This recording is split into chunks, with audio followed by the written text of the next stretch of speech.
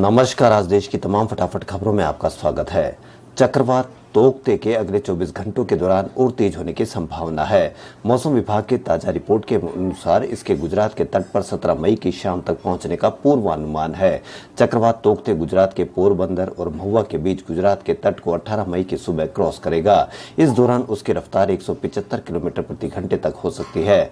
गुजरात के तटीय जिलों में भारी वर्षा होने की संभावना है, जिसमें जूनागढ़ और गिर सोमनाथ में अत्यधिक भारी वर्षा और सौराष्ट्र, कच्छ और दीव जिलों में कुछ स्थानों पर भारी से बहुत भारी वर्षा शामिल है। कांग्रेस सांसद राजीव सातव का रविवार को यहां एक निजी अस्पताल में निधन हो गया। अस्पताल सूत्रों ने जानकारी दी। कुछ दिनों पहले ही वह कोविड-19 से उबरे थे। सातव की तबीयत बिगड़ने के बाद अस्पताल में उन्हें वेंटिलेटर पर रखा गया था। कांग्रेस नेता राहुल गांधी के करीबी माने जाने वाले सातव 22 अप्रैल को कोरोना वायरस से संक्रमित पाए गए थे। सातव को बाद में एक नया वायरल संक्रमण हो गया था और उनकी हालत गंभीर थी। राजीव सातव महाराष्ट्र से राज्यसभा के सदस्य हैं। इससे पहले वो लोकसभा सांसद थे। बता दें कि 2014 के चुनाव में महाराष्ट्र हिंगोली से निर्वाचित हुए। इसके अलावा सातव अखिल भारतीय कांग्रेस कमेटी के सचिव और गुजरात कांग्रेस के प्रभारी हैं। भारत में कोविड-19 संक्रमण के दैनिक मामलों की संख्या 3 लाख से ज्यादा पर बरकरार है, लेकिन राहत इस बात की है कि इस दौरान ठीक होने वालों की संख्या दैनिक मामलों से ज्यादा बनी हुई है। केंद्रीय स्वास्थ्य मंत्रालय द्वारा रविवार सुबह जारी आंकड़ों के अनुसार पिछले 24 घंटों में संक्रमण के 3,11,170 नए मामले सामने आए हैं। वहीं इस अवधि में 3,62,437 मरीज खतरनाक वायरस के संक्रमण से मुक्त हुए। इसी के साथ देश में मौजूदा एक्टिव मरीजों की संख्या में 55,344 मरीजों की गिरावट देखी गई है और कुल एक्टिव मरीजों की संख्या 36,18,458 हो गई। पेट्रोल डीजल के मोर्चे पर रविवार को आम आदमी को एक बार फिर झटका लगा है। सरकारी तेल कंपनियों ने पेट्रोल डीजल में एक दिन की राहत के बाद फिर दाम बढ़ा दिए हैं। इससे पहले शनिवार को ईंधन की कीमतों को अपरिवर्तित रखा गया था। ताजा बढ़ोतरी के बाद राष्ट्रीय राजधानी दिल्ली में पेट्रोल 24 पैसे महंगा होकर 92.58 रुपए प्रति लीटर हो गया, जबकि डीजल 27 पैसे चढ़कर 83 रुपए 22 लीटर हो गया है। कीमतों में इजाफे के साथ देश भर में ईंधन के दाम सर्वाधिक उच्च स्तर पर चल रहे हैं।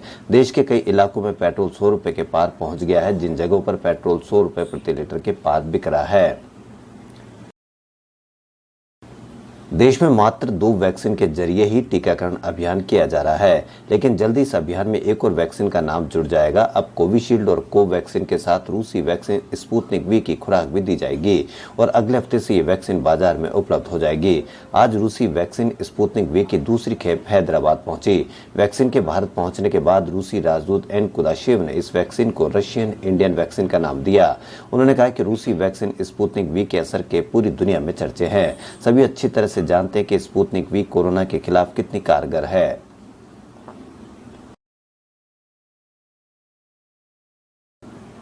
कांग्रेस ने कुछ राज्य, विशेष रूप से गुजरात में कोविड-19 से होने वाली मौतों की संख्या कम करके दिखाने का शनिवार को आरोप लगाया और केंद्र और राज्य दोनों सरकारों से स्पष्टीकरण की मांग की। कांग्रेस नेताओं पी चिदम्बरम और शक्ति सिंह गोहिल ने संयुक्त संवाददाता सम्मेलन में आरोप लगाया कि इस साल गुजरात में मौतें 2020 की तुलना में दोगुनी हो गई है और दावा किया है कि इस पर्याप्त वृद्धि को स्वाभाविक नहीं बताया जा सकता है और इसके लिए केवल महामारी को जिम्मेदार ठहराया जा सकता है। कांग्रेस नेताओं ने कहा कि एकत्रित किए गए मृत्यु प्रमाण पत्र की संख्या का योग प्रकाशित संख्या के साथ लगभग मेल खाता है और ये पिछले साल 58,068 के मुकाबले 2021 में 1,23,873 है।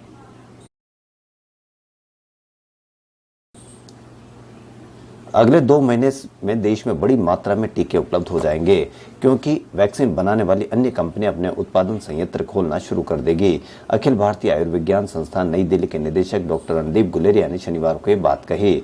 डॉक्टर गुलेरिया ने कहा कि वैश्विक और राष्ट्रीय स्तर पर वैक्सीन की हमेशा कुछ न कुछ कमी होगी, लेकिन संभवतः 2 महीने में बड़ी संख्या में वैक्सीन उपलब्ध होगी, क्योंकि वैक्सीन बनाने वाली कंपनियां यहाँ काम शुरू कर देगी।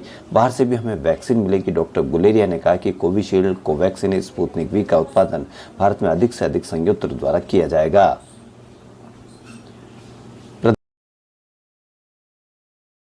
प्रधानमंत्री नरेंद्र मोदी ने शनिवार को कोरोना पर हाई लेवल मीटिंग की। उन्होंने कहा कि हाई पॉजिटिविटी रेट वाले इलाकों में टेस्टिंग बढ़ाई जाए।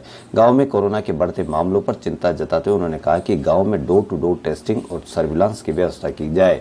उन्होंने वेंटिलेटर्स का इस्तेमाल नहीं होने पर भी नाराजगी जताई। मोदी ने ग्रामीण इलाकों में ऑक्सीजन की सप्लाई की व्यवस्था करने के निर्देश दिए और कहा कि स्वास्थ्य कर्मियों को वेंटिलेटर और दूसरे उपकरणों चलाने की ट्रेनिंग दी जानी चाहिए।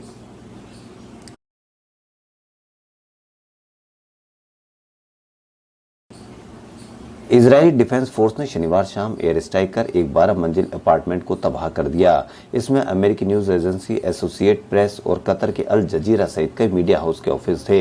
हमले से पहले आईडीएफ ने अनाउंसमेंट कर लोगों से अपने घर खाली करने के लिए कहा था। इससे ठीक 1 घंटे बाद इजरायल के फाइटर प्लेन ने बमबारी शुरू कर दी। इजरायल और हमास के बीच जारी जंग में अब तक 126 लोगों की मौत हो चुकी है। इनमें से 31 बच्चे भी शामिल है।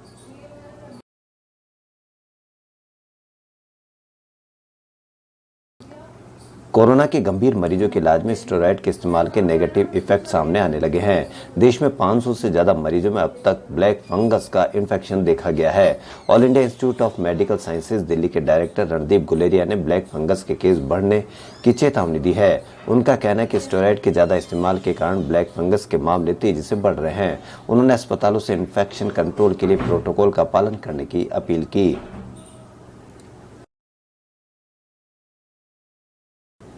देश में कोरोना के मामले घटने लगे हैं। रोजाना केस के साथ पॉजिटिविटी रेट में भी कमी देखी जा रही है।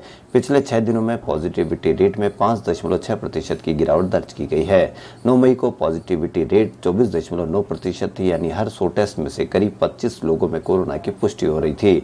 यह आंकड़ा 14 मई को 19.3% रह गया। अब हर टेस्ट में से 19 या 20 संक्रमित मिल रहे हैं। रोजाना केसों में भी 11% तक की कमी देखी गई है। 9 मई को देश में 3.66 लाख संक्रमित मिले थे। ये 14 मई को 40,000 घटकर 3.26 लाख पर आ गया।